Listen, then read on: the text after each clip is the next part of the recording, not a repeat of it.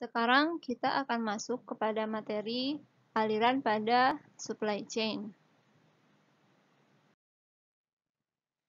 Secara sederhana, supply chain terdiri dari 3 entitas, yaitu pemasok, produsen, dan juga konsumen. Ketiga entitas ini akan dihubungkan dengan adanya aliran informasi, adanya aliran barang, serta adanya aliran keuangan.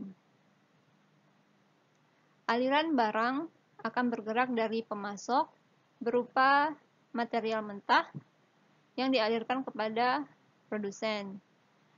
Pada produsen, barang mentah tersebut akan mengalami penambahan nilai menjadi sebuah produk barang atau layanan yang kemudian akan dikirimkan kepada konsumen.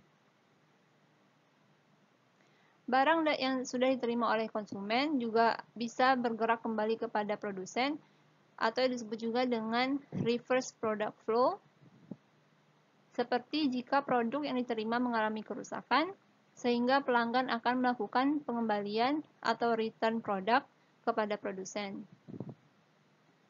Kemudian aliran keuangan akan bergerak dari konsumen menuju pemasok, yaitu jika konsumen sudah membayarkan produk yang mereka terima, kemudian akan dikirimkan kepada produsen, kemudian akan juga diterima oleh pemasok. Dan yang terakhir adalah informasi. Aliran informasi akan bergerak mengalir sepanjang kegiatan atau aktivitas dari supply chain. Yang pertama yaitu information flow, yaitu aliran informasi apa saja yang ada pada sebuah supply chain. Informasi tersebut bisa berupa invoice, dokumen penjualan, spesifikasi produk, pemesanan, prosedur, dan berbagai aturan. Kemudian cash flow, yaitu aliran keuangan yang terjadi pada supply chain. Bisa berupa pembayaran produk dan juga pembayaran bahan pasok.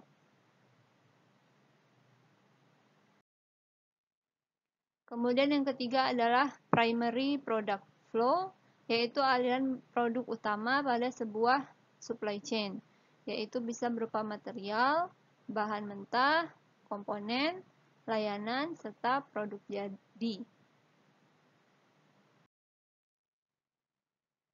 Kemudian yang terakhir adalah reverse product flow, yaitu aliran produk yang mengalir dari konsumen. Misalkan perbaikan produk, pergantian produk, daur ulang produk, dan juga pembuangan. Ini adalah contoh dari aliran informasi, barang, dan keuangan yang terjadi pada sebuah supply chain. Dari arah kanan,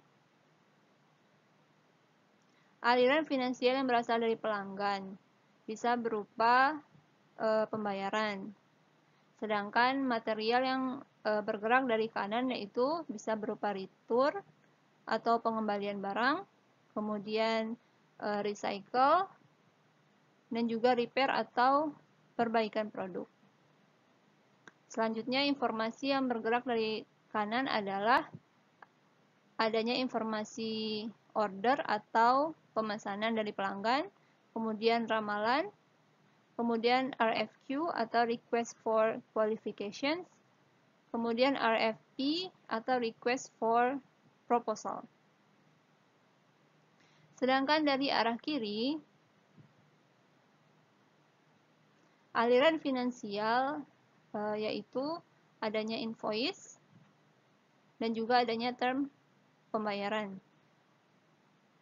Kemudian material yang bergerak dari sebelah kiri adalah bahan baku dari supplier, komponen, dan juga produk jadi dari produsen.